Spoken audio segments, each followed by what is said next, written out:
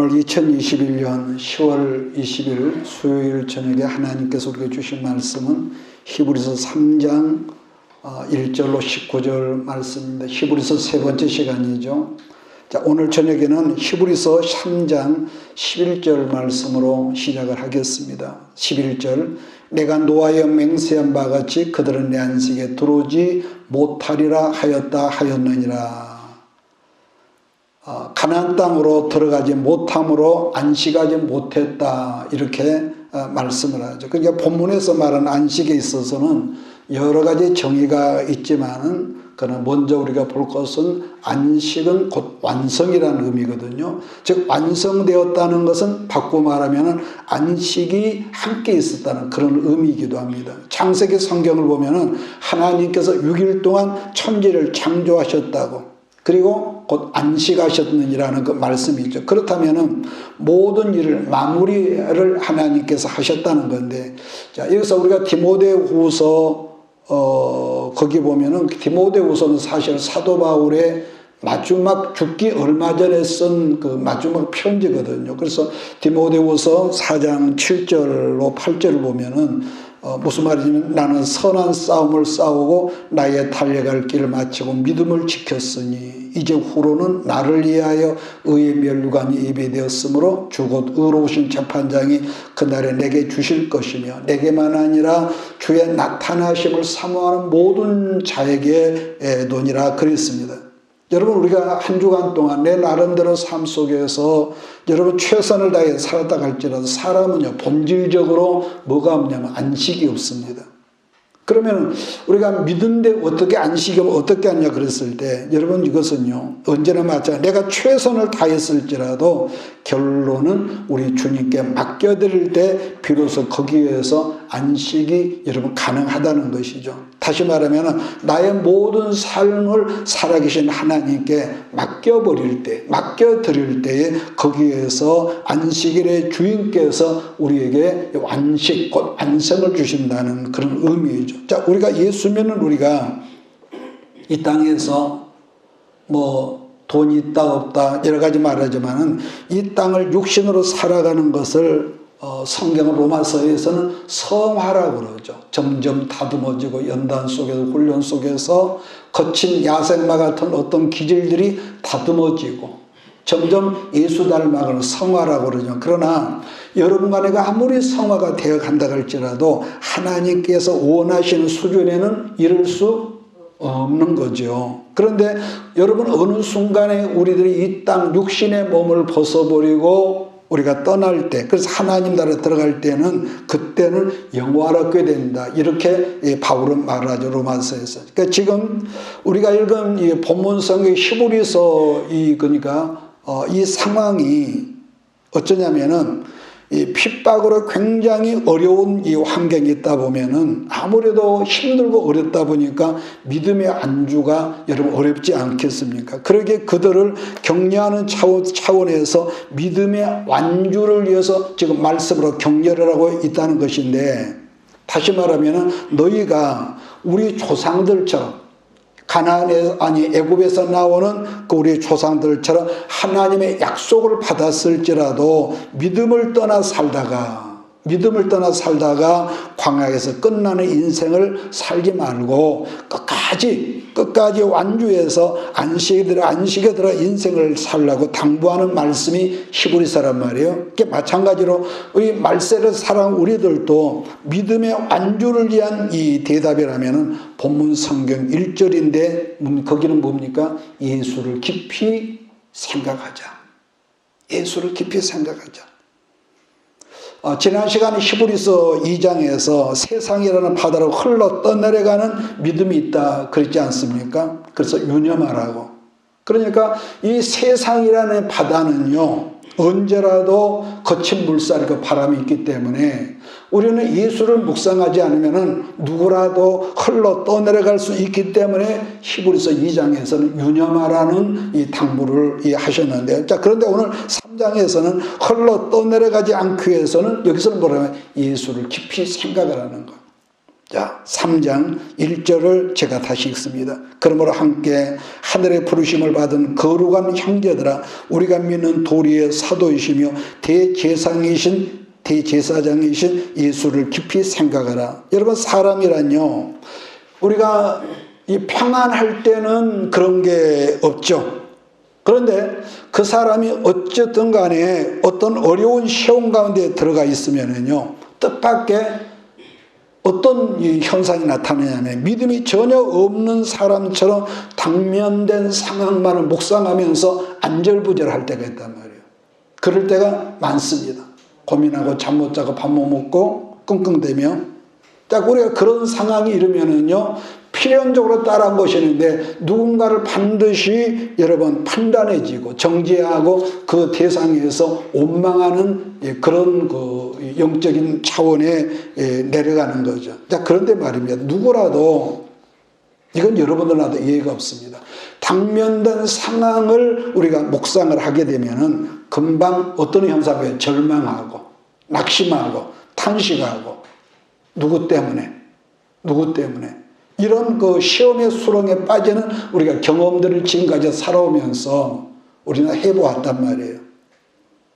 그래서 성경은 분명히 고난의 상황을 묵상하지 말라고 하지만 우리는 습관적으로 살아온 어떤, 예수를 안 믿는 것도 아닌데도 살아온 습관이 뭐냐, 모든 상황을 묵상하는 그 버릇이 있습니다. 누가 나를 조금 서운하게 했으면 그 사람을 묵상하는 거예요. 그러니까 그것 때문에 잠을 못 자. 그런데 오늘 본문 성경은 뭐라고 그러느냐, 당면한 상황이 아니라 예수를 깊이 묵상하라, 이렇게 우리에게 당부를 하는 거죠. 그럼 왜 그러냐면은, 여러분, 우리가 예수를 깊이 묵상하면은 첫째 뭡니까? 다른 게 아니라 상황, 현장은 그대로 있지만은, 그래서 항상 시험은요, 이 문제, 보여지는 환경이 문제가 아니라 내 안에서부터 허물어지는 이게 문제란 말이에요. 응?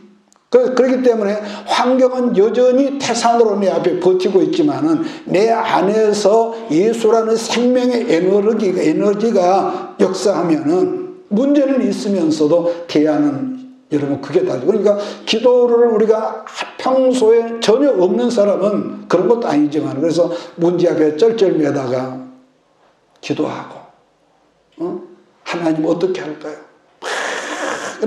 이렇게 기도하다 보면은 상황은 여전히 그대로 있지만은 상황을 대하고 바라보는 내 시선이 다르고 생각하는 차원이, 그래, 지금까지 내가 살았는데, 하나님 은혜로 살았는데 이 같은 거 이렇게 내려다보는 그런 게 있죠. 문제를 깔보는 게 있단 말이에요, 우리는. 자, 여러분, 제가 질문을 하겠습니다. 대답을 잘해야 합니다. 대답을 잘하면은 제가 보너스를 드리겠습니다. 보너스.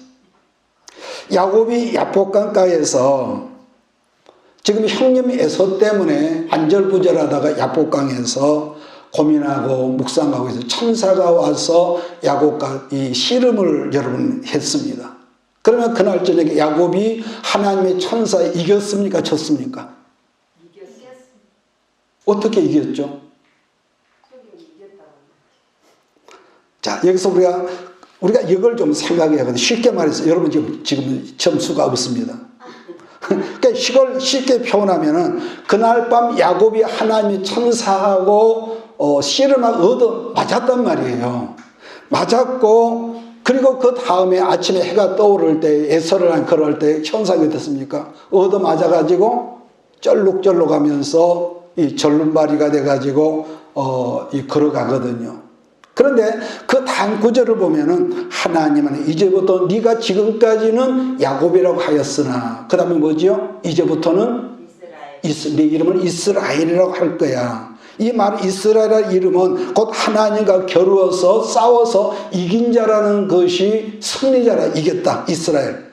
그러니까 이 경우는 우리가 문맥상 문자적인 면에서 우리가 거기에 머물지 말고 이 경우를 앞뒤 상황을 보면은 뭐가 있느냐, 앞뒤가 맞지를 않단 말이에요.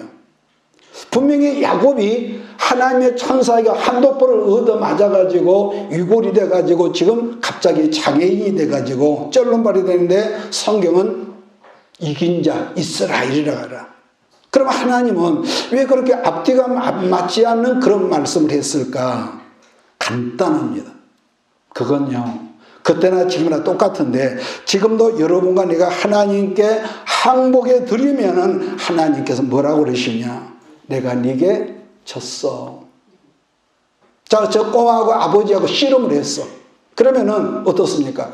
아버지가 힘이 세잖아요. 그런데 저 꼬마한테 어이구 졌네. 그러면은 우리 아들 힘 좋아. 아빠가 니한테 졌다. 어째 이해가 도착이 됩니까? 안 됩니까? 그 부모는 그러거든요. 네가 이겼어. 그러니까 지면은 이긴 거. 그러니까 히브리서에서만 등장하는 독특한 이 표현이 있는데 예수님은 더 큰 제사장이라 한다고 그러는데요. 여러분 우리는 말씀 앞에서 그래서 하나님 앞에 항복하는 훈련이 여러분 중요한 거예요. 근데 사랑하면은 얼른 항복이 되는데 머리가 좋은 사람, 자기가 머리가 지혜가 뛰어난 사람은 앞뒤 상황을 계속 수반고동을 튀기 때문에 이게 논리적으로 이체적으로 맞지 않거든요. 그러니까 자꾸 내 힘이 나고 내 수단이 나오고 내 방법이 나오고요.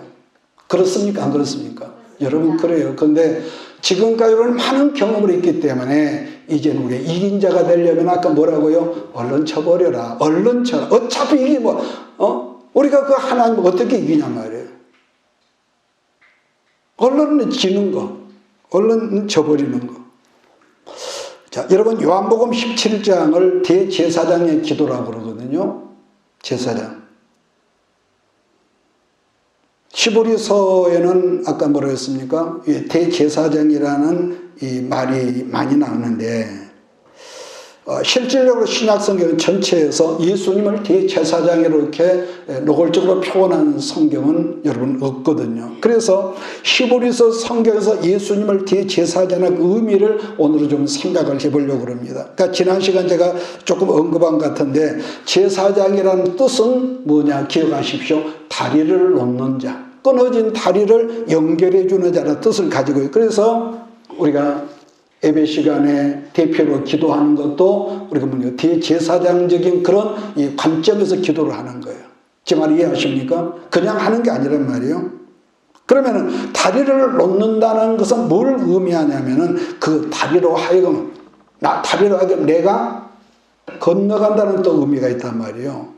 따라서 여기서 다리라는 개념은 유월절 개념하고 여러분 같은 여러분 의미의 뜻을 가지고 있어요. 그러므로 우리의 다리가 되신 예수님을 깊이 묵상하게 되면은 아까 제가 언급했습니다만 당면된 어렵고 힘든 상황 속에서 매몰돼 버리는 것이 아니라 유월절의 뜻이 뭐라고 했습니까?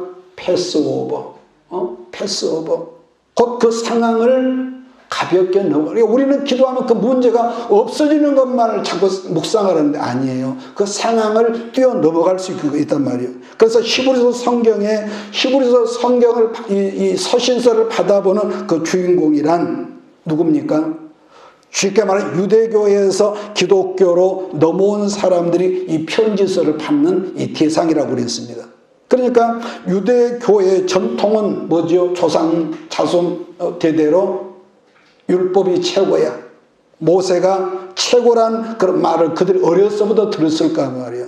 그런데 그들이 예수를 믿고 나서 히브리서에서 그들이 하는 말은 뭡니까? 예수님은 모세보다 더 뛰어나다라는 말씀을 강조하고 있다는 것이 히브리서 성경 전체 주제라고 해도 틀리지 않는 말씀일 겁니다. 자, 그러면서 이 성경은 이 히브리서를 설명하기를 모세는 율법으로 집을 짓는 충성된 주의 종이라면은 예수님은 모세가 지은 집 주인의 아들로서 충성했다는 말씀을 지금 강조하고 있거든요. 자, 2절로 6절 우리 한번 읽으면서 말씀을 나가겠습니다. 그는 자기를 세우신 이에게 신실하시기를 모세가 하나님의 온 집에서 한 것 같이 하였으니 이는 모세보다 더욱 영광을 받을 만한 것이 마치 집 지은 자가 그 집보다 더욱 존귀한 같으니라. 집마다 지은 이가 있으니 만물을 지으시는 하나님이시라. 또한 모세는 장래에 말할 것을 증언하기 위하여 하나님의 온 집에서 종으로 신실하였고 그리스도는 하나님의 집을 맡은 아들로서 그와 같이 하셨으니 우리가 소망의 확신과 자랑을 끝까지 굳게 잡고 있으면 우리는 그의 집이라. 이런 본문에서 말씀하는 집이라는 여러분 오이코스라는 그 말인데, 여러분 우리가 알고 영어에서도 그냥 건물로서는 뭐라고 하죠? 하우스라고 그러죠. 하우스. 반면에 가족들이 거하는 집을 말할 때는 하우스라고 하지 않아요. 그때는 패밀리라고 여러분 말하는 것처럼. 그런데 본문에서 말한 오이코스라는 말은 가족이라는 개념이 이 속에 듬뿍 들어있던 그런 뜻이기도 합니다. 따라서 우리 예수님은 우리 가족을 온전케 만드시는 분으로서, 그래서 성경을 우리는 형제라고 그러고, 처음 봤지만은 그 사람은 교회 공동체를 형제 또는 예수 안에서 같은 권속이라고 우리가 그렇게 일컫는 거죠. 자, 그러므로 1절에서 6절의 말씀의 핵심이라면은 인간의 힘으로는 넘을 수 없는 것들이 지금 너무 많지 않느냐. 너희 힘으로 넘을 수 없는 거. 사실 아까도 말했지만은 본문 성경의 독자인 히브리 사람들은 지금 당면된 안팎의 여러 가지 환난과 시험과 핍박으로 너무너무 영육간에 지금 고통이 심한 그런 상황이란 말이에요. 자, 그럴지라도 오늘 히브리서 기자가 뭐랍니까? 예수를 깊이 묵상하면 당면난 환난의 고난을 넘어갈 수 있는 다리가 되어 주실 것이라는 메시지가 이 속에 지금 함축되어 있는 거. 처음에는 이 장에서는 예수를 신앙을 유념하라는 당부를 했다고 그랬거든요. 자, 그래서 오늘 여러분들 가운데 혹 당면된 고난이 있다면은 그 상황을 우리가 전혀 무시하고 할 수는 없지만은 그걸 묵상하는 것이 아니라 여러분 언제라도 예수를 깊이 묵상하는 여러분을 예수 이름으로 축원합니다. 할렐루야. 예. 자, 그 다음 말씀은 예수를 우리가 묵상하지 않는다는 것은 뭘 의미할까? 그래서 그러잖아요. 곧 이것은 분리한다, 떠난다는 의미거든요. 자, 그렇다면 그때나 지금이나 왜 우리들이 예수님과 늘 그의 이름으로 기도하면서도 분리되는 그런 삶을 사느냐? 여러분, 이 분리된다는 것은요, 끊어짐을 말하는 거 곧 뭐냐?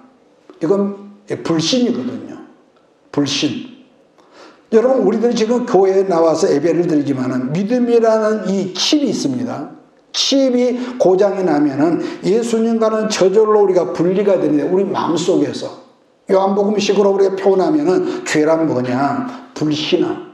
곧 안 믿는 게 죄라고 그랬단 말이에요. 거기서는 자, 세상 사람은 이 안 믿는 게 죄라고 그랬어. 근데 더 큰 죄는 그리스도 안에 들어왔으면서도 안 믿는 거, 불신앙. 왜냐하면은 우리가 믿지 않냐, 믿음이라는 칩이 고장 나면은요, 저절로 우리 생각 속에 뭐가 있습니까? 나누어진단 말이야. 나누어져. 하나가 되지를 못해. 부부도 그렇죠. 사랑하면은 상대에 대한 어떤 것이 잘 안 보이는데 뭔가 그 안에서 헛된 것이 들어오면은 이것은 이래서 나쁘고 이래서 꼭 그거를 계산하고 따지고 들거든요. 어떻게 긍정이 되십니까? 그러니까 바리새인이란 말도 원칙상은요, 구별을 지었다는 그런 뜻도 되지만 분리라는 뜻이 거기 있단 말이에요. 바리새인도. 그러니까 불신으로 예수가 분리되면 결론이 뭐냐? 생명에서 끊어진 것. 여러분 죽는 거 아니겠습니까? 자, 그렇다면 본문에서 불리고 생명에서 떠나면 어떤 현상이 생기냐가 설명하고 있는데, 하나는 불안한 거. 요즘에 들어와서요, 공황장애가 굉장히 많아지고 있대요. 공황장애. 그 공황장애 시초도 이 불안한 그 자기 감정을 처리하지 못해서 생겨난다 하는데요. 그러면은 왜 우리가 예수 안에 있으면서도 이 불안하냐 한다면은, 비대에서 멀어지면은 우리는 저절로 우리 심령이 어두워지거든요. 이유 물면 어두워집니다. 그러므로 예수 생명에서 분리하면은 첫 번째 나타나는 현상이 그냥 불안한 거예요. 불안해. 본문 성경 12절 말씀을 보면, 형제들아 너희는 상과 홍 너희 중에 누가 믿지 아니하는 악한 마음을 품고 살아계신 하나님에게서, 그 다음 뭐지요? 그 다음에 떨어질까 조심해라. 떨어질까 조심해라.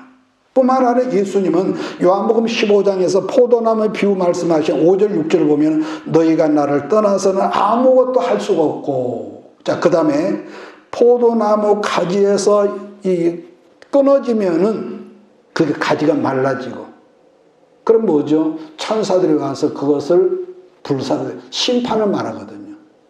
징벌이 아닙니다. 그거는. 그러니까 생명에서 분리라는 건 뭐냐? 죽음이라는 설명인 거죠. 죽음이라는 설명. 반복 설명하자면은 예수님께 이 붙어있는 포도나무에 붙어있는 게 아니라 떨어지면, 그래서 우리가 믿음이라고 하는 것은 어떤 상황 속에서 입에서 함부로 말하지를 말아야 하고, 믿습니까? 고장나면 말이 함부로 나온단 말이에요. 고장나면은. 그래서 상황이 힘들고 습관적으로 주여 믿습니다. 하나님 나는 믿습니다. 내 이성적으로는 도무지 용납이 안 되지만 그럼에도 불구하고 하나님 나는 믿습니다. 믿음의 고백. 그래서 믿음으로 서 있으면은 여러분도 나도 내 속에서 어떤 강하고 어떤 믿음의 담대한 힘이 있지만은 어느 순간 예수 생명에서 이 분리가 돼버리면은 똑같은 상황에서도 우리는 불안해지고, 불안하면은 두려워하고, 성경에서 불안하면은 뭐라고 그랬습니까? 형벌이 따른다고요. 그래서 욥이 시험 속에서 들어서 내가 두려워하던 것이 내게 임하였고, 베드로는 두려워하는 자는 심판이 온다고 그랬단 말이에요. 마귀가 들어와 내가 두려워하고 있으면은. 그래서 본문 성경은 시편 95편 말씀을 그대로 인용을 했는데, 사실 이 말씀은 민수기 성경이 이 3장에 지금 섞여 있습니다. 예를 들어서 이스라엘이 애굽에서 출애굽할 때에 구름 기둥과 불 기둥 가운데 있으면서도 뭡니까? 그들이 믿지를 못하는 거예요. 믿어지질 않아. 믿지를 못하니까 저절로 불안해지고 염려하고, 그러다가 그들 입에서 늘 반복적으로 나왔던 말이 뭐냐? 기회만 있으면 옛날 애굽으로 돌아가자. 자, 그래서 근데 본문 성경에서 히브리 사람들은 핍박의 상황에서 너무 힘들고 불안하니까 우리가 나왔던 옛날 유대 교회로 돌아가자 했다는 거예요. 오늘 여러분도 뭔가 불안하면은 이게 있을 거예요. 평소는 괜찮은데 불안하면은 옛날 습성, 옛날 습관, 이건 여러분과 나도 외의가 없을 거예요.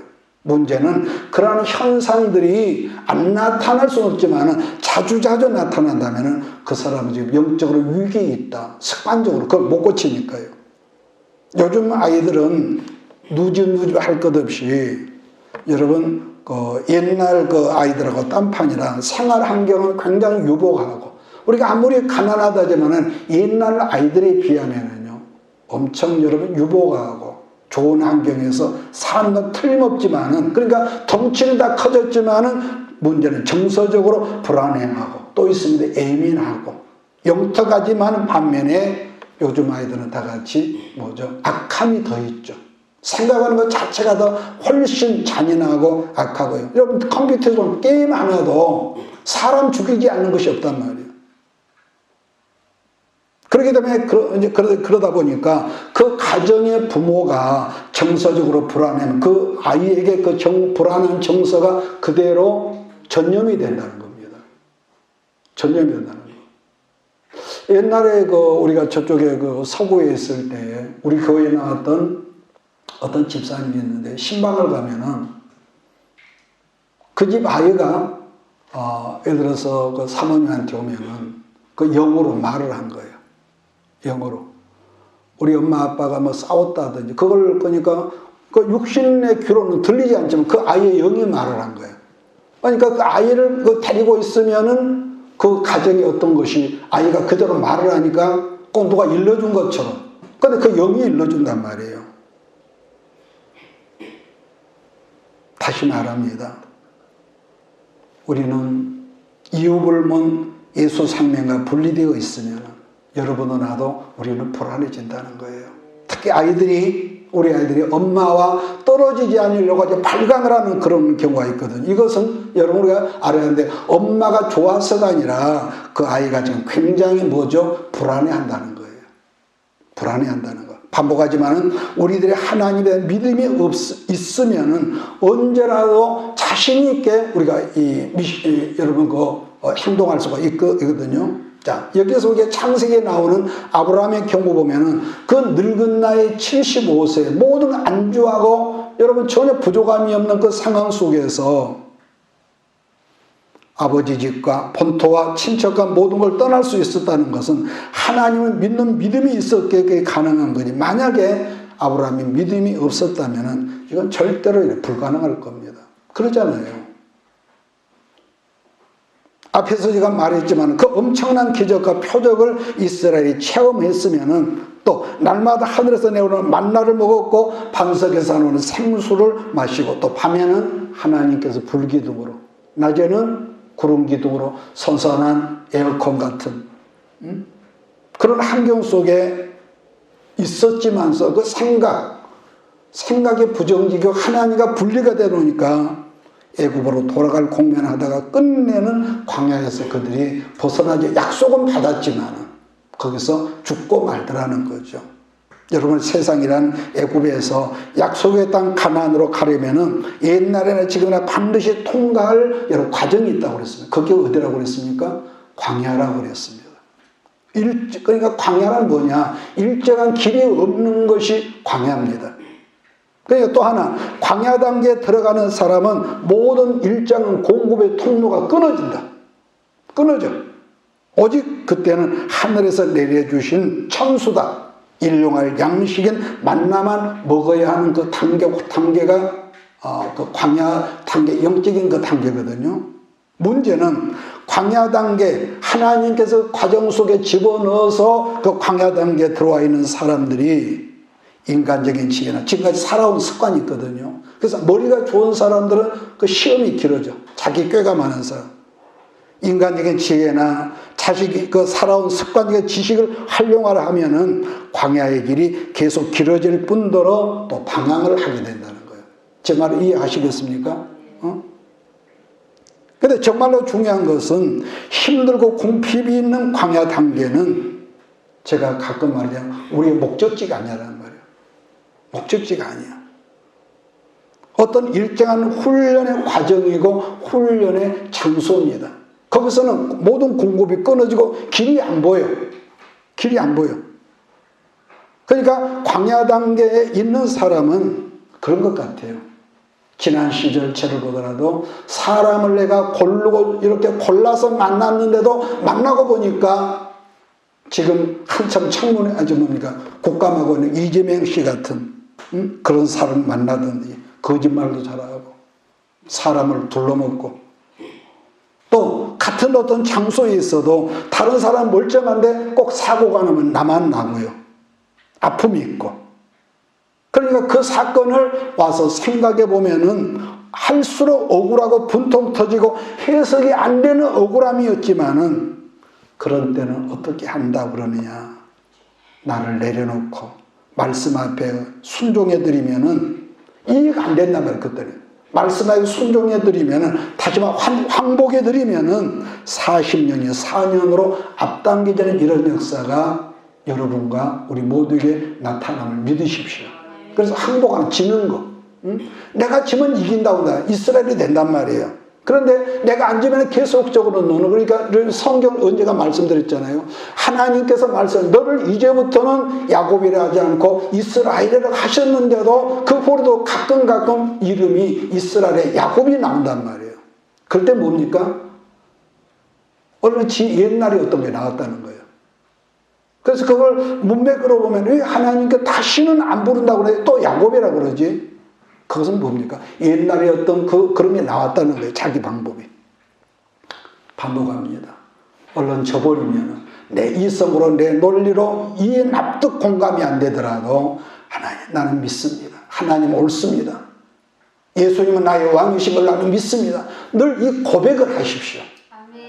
자꾸 고백을 해드려요. 그래서 우리가 그러면 한 분 예수를 믿어도 고집불통인 사람, 자기가 옳은 사람은 고집불통이거든요.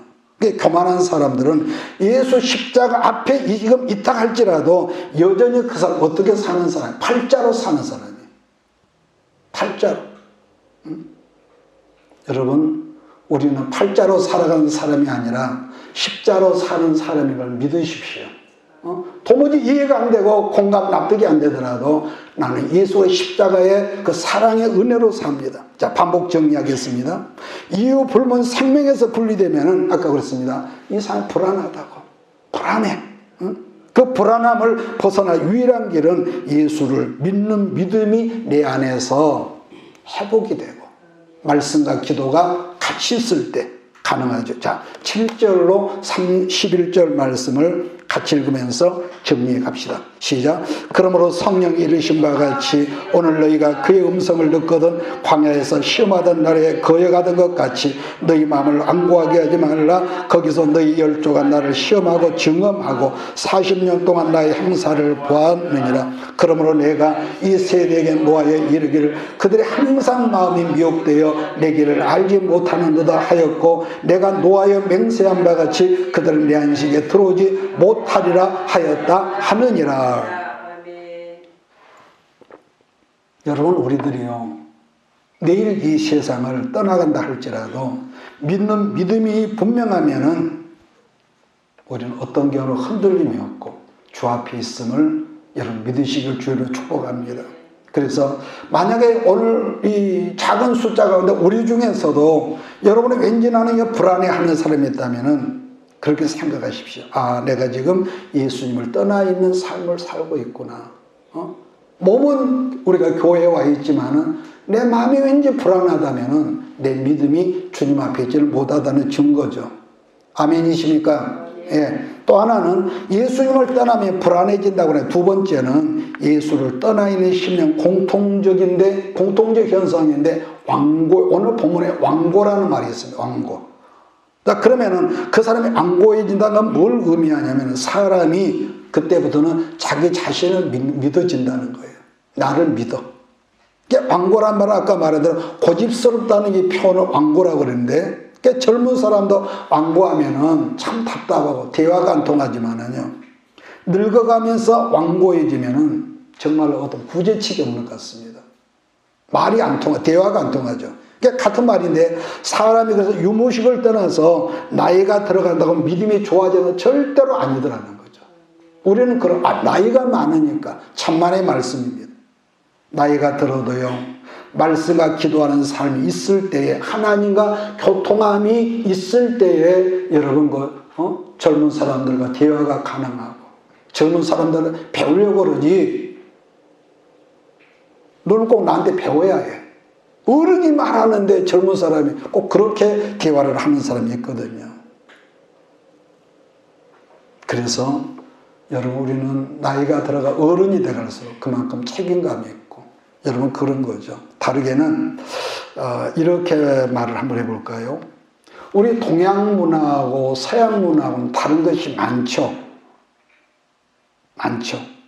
자, 여기서 아까 제가 출애굽을 제가 언급했습니다마는 20세 이상으로 나이가 들었던 사람 외에 없이 광야에서 그들이 다 죽었다고 그랬단 말이에요. 그 이유가 뭐냐? 믿음을 떠나서 사니까 첫째는 안 믿어지니까 불신앙했고 불순종했고 그 다음 여러분 뭐가 있습니까? 완고했다. 자기 고집.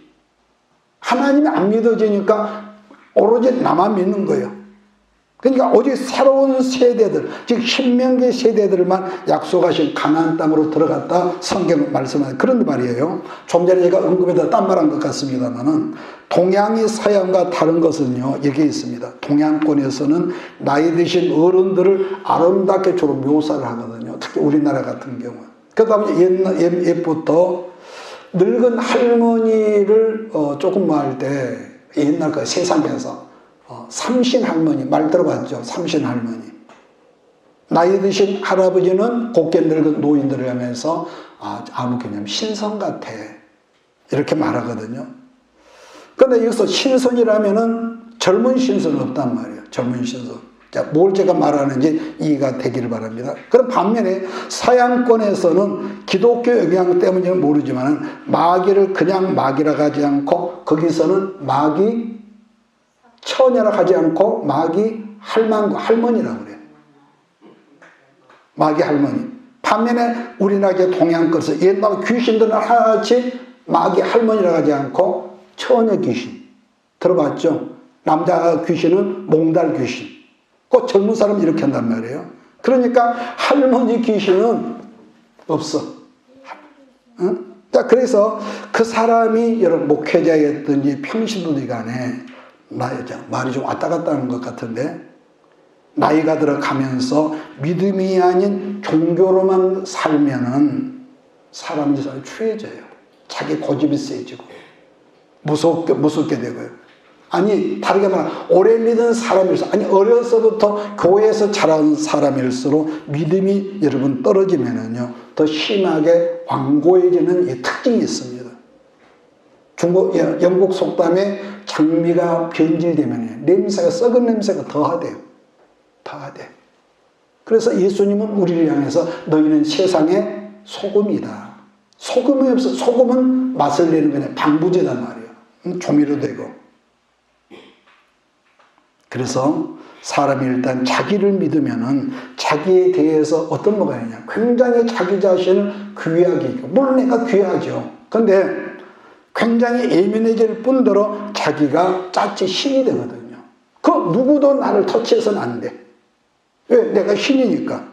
그런 완고를 깰 수 있는 유일한 성경적인 방법이라면은 예수님께 더 가까이 가고 예수를 묵상하는 그 삶. 두 번째로는 예수 그리스도 공동체 안으로 들어오는 그게 아주 굉장히 중요하답니다. 이게 무슨 말하고 제가 끝내려고 하냐면은, 어떤 사람도 공동체 안에서 더불어서 함께 하려면은 자기를 부인하지 않고는요 그 공동체 안에서 더 이상은 함께 있을 수가 없는 것이죠. 그 말씀 지금 13절이거든요. 오직 오늘을 일컫는 동안에 매일 피차 권면하여 너희 중에 누구든지 주의 육으로 완고하게 되지 않도록 뭐라고 합니까? 하라. 교회 안에서 서로 공부하고 권면을, 말씀을 통해 권면을 받아들이는 것이죠. 또 하나는 약점과 허물이 없는 사람이기 때문에 그럼에도 불구하고 우리가 말씀이신 예수님 붙들고 끝까지 안주하면은 마침내 어느 날 우리가 완성에 이른다는 그런 말이죠. 14절 제가 읽습니다. 우리가 시작할 때 확신한 것을 끝까지 견고히 잡고 있으면 그리스도 함께 참여한 자가 된다고 그랬습니다. 본문에 참여한 자란 뭡니까? 가족이라는 그 뜻인데, 지금 우리나라 선거판에서 발견한 거지만은 잘한 것은 좀 잘한다, 잘못한 것은 잘못한다 말해줘야 하겠는데, 덮어놓고 여야가 좀 진영 논리로 접근하다 보니까, 우리 편이 이 도덕에서 벗어났어도 내 편이니까 무조건 덮어주고 박수 쳐주고 지지하더라는 거죠. 아니, 그렇게 해서 설령 그 사람이 우리나라 국가 최고 수반이 된다고 하면은 그런 악한 이 거짓말, 기가 막힌 그 핑계대고 누구 때문에 누가 그랬다고 자기 잘못을 인정하지 않는 사람이 국가 수반이다. 나라 꼴이 어떻게 되냔 말이에요. 신앙의 세계에서도 내 아지가 고집으로 심령이 굳어진다면은 사실 끝이지만은 이 일이 늘 그랬죠. 내가 지금 하고자 하는 하나님이 기뻐하시는 일일까? 아니면 내가 지금 계획하고 있는 것이 하나님이 기뻐하지 않는 일일까? 이것 때문에 우리가 그 말씀을 붙잡고 기도하고, 하나님 말씀해 주세요. 내게 하나 응답해 주세요. 그러니까 자기가 모든 걸 결정해 놓고 나서 목사님께 의논하는 그런 스타일이 아니라 우리 삶 속 영적으로 독립하는 자세가 중요한데, 이거 문제를 놓고 하나님 내가 알 수 있게 말씀해 달라고. 그래서 내가 뭘 잘못했는가를 우리가 고심할 줄 아는 것인데, 근데 그게 아니라면 우리는 저절로 아까 말한 극자나 극우가 돼버리는 사람처럼 안고한 사람이 되기 때문에 항상 예수를 묵상하는 우리 모두가 되어야 할 줄 믿습니다. 그러므로 여러분, 사람이든 짐승이든 나이가 들면은 첫째 뭐죠? 피부가 빳빳해진다고 그러나? 혈관도 굳어지고요. 반면에 저런 아이들은 피부가 어렸을 때에서 말랑말랑하거든요. 말랑해요. 저 아이는 그늘에서 사니까 이 피부가 시커머져요. 예. 우리나라는 정서적으로 중국을 굉장히 싫어하더라고요. 옛날부터 조상대대로. 그래서 그런데도 불구하고 이 한국 조선은요, 중국의 영향을 굉장히 많이 받는 나라 중에 한 나라로 봅니다. 그러니까 지금도 여러분 중국 사람들 하는 꼴을 보십시오. 그 사람들은 뭐 인사 어떤 도덕성이 없어. 제가 우연히 유튜브를 보니까 세계 그 사람들이 가는 곳마다 지금 관광객이 많대. 그 중에서 한 예를 유튜브에 남을 리가 보니까요. 중국은 지금도 시골에 가면 없는데 그 화장실 푸세식 있잖아요. 근데 그게 문이 없어, 문이. 그냥 여기 여러분이 앉은 곳도 화장실이고 내가 앉은 화장실이라면은 여자고 남자고 상관없이 그냥 맛보고 그냥 그 용변을 본단 말이에요. 그러니까 그것까지는 좋은데 아무 데서나 관광하다가 그냥 거기서 실례를 하는 거예요. 전혀 어떤 그런 개념이 없어. 저는 개념이 없어. 그런가 하면은 눈치도 없고 온 세계를 때도 때물어 다니면서 남은 그 나라의 그 바다에 가서 고기를 아주 싹 긁어 온다든지 이런 그 아주 못된 그런 그 종족이란 말이에요. 그런데 문제는 우리나라 사람들이 중국을 싫어하면서도 지금 중국을 닮아간대. 정치도 그렇고. 응? 영국 기자가 그 인터뷰 안에 했던 말을 제가 잠깐 메모를 했는데요. 세계의 모든 지구상에서 일본 사람을 좋아한다네, 그렇게. 좋아한대요. 좋아하는데, 유달리 코리아라고 하는 이 우리 한국 사람들은 지금도 일본 하면, 언제 그러잖아요. 축구를 하고 무엇을 하든가 일본에 지면은 잠을 못 자는 민족. 그래서 하는 말이 일본 사람을 우리는 지금도 쪽발이라고 그러고, 중국 사람을, 떼놈이라고 그러고, 응? 미국인을 미국 사람 하지 않고 양키라고 한다는데 지금 많이 그렇게 없어졌습니다. 즉 우리 민족은 어떤 부자 나라, 강한 나라도 존경하는 것이 별로 없대요. 민족성이 그렇다네. 아마 이건 상처를 많이 받은 그런 민족성이라 그런지 모르겠지만은 그런 교만한 민족 속에 어느 날 예수가 들어왔습니다. 그렇게 해서 이 나라가 모두가 발전이 되고 변화가 되지 않습니까? 그래서 말씀을 끝내겠는데 예수가 여러분과 내 안에 들어오면 들어서 어떤 현상이 있습니까?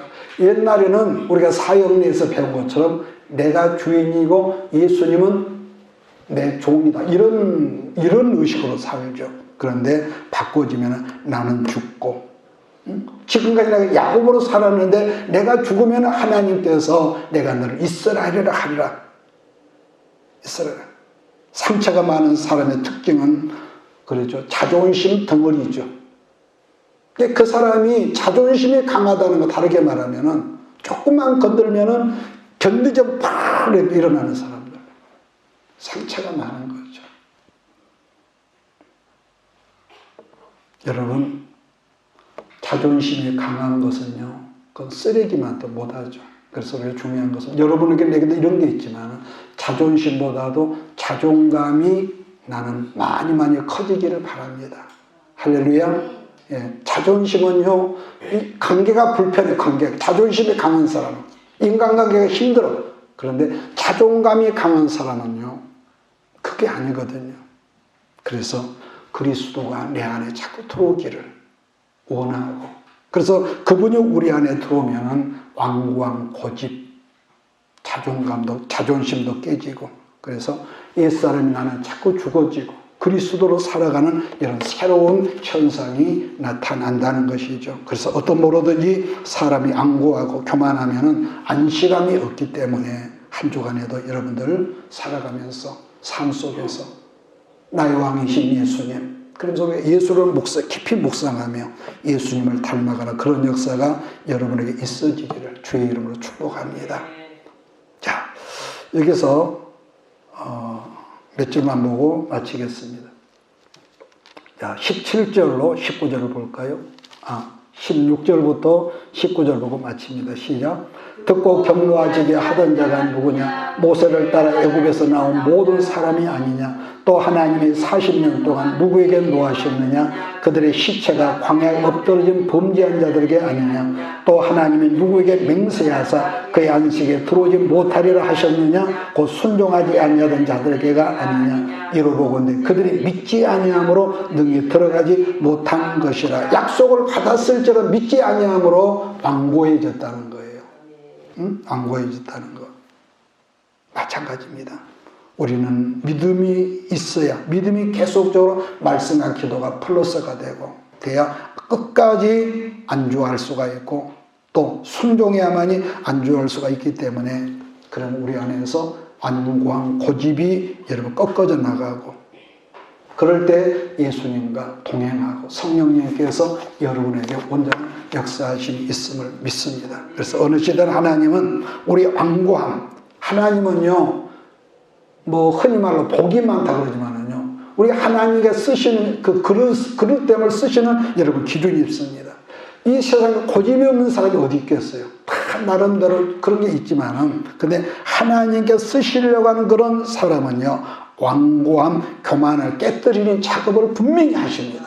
그 사람이 귀한 내가 너를 귀하게 쓸 거야, 크게 쓸 거야. 그런 사람일수록 그냥 쓰는 것이 아니라 반드시 청소가 깨뜨리는 작업의 어떤 과정을 여러분 준비하시는데 여러분 누구에게나 동일한 그게 뭐냐면요 어느 순간에 나는 지금까지 뭐 감기 한 번도 안 걸렸어 행복하다고 여러분 그렇게 나는 하도 어려움을 당했기 때문에 그런 말하면 진짜 거슬려요. 그런데요 그렇게 큰 소리 치는 사람이 어느 순간에 고난이란 우리들 삶 가운데 거대한 비바람이 그 가정 속에 불어닥치고 거대한 홍수 같은 그런 사건이 가정 속에 들어온단 말이에요. 그러면은 저절로 뭐가 있습니까? 그래서 내가 늘 여러분에게 당부하고 부탁한 것이 있죠. 말씀 듣고 변화될래, 얻어맞고 변화될래. 여러분 그게 굉장히 무서운 말인다 알고 보면 금방 우리 잊어버리거든요. 그래서 한 주간 동안도 우리가 받은 바 말씀 묵상하고 아까 그랬죠. 우리가 일하면서 직장에 있으면서 주님은 내가 지금 현장 속에 있지만 충성하고 여러분이 맡겨준 일에 사람 눈치 보고 내가 이렇게 하면 뭐 오너가 좋아할까 이건 둘째치고 나는 주의 종으로서 내게 맡겨준 일에 최선을 다하면 예수님이 어려서 몸이 자라고 키가 자랄 때 첫째 하나님께 사랑스러워가고 두 번째 사람들 칭찬 듣는 사람이 되겠다고 하는 것처럼 나는 여러분 어느 곳에 가든지 이런 역사가 있기를 주의로 축복합니다. 기도하겠습니다. 내가 너와 항상 함께 하리라. 내가 너를 지키리라. 실망치 말고 나를 보아라. 나는 너의 하나님이라.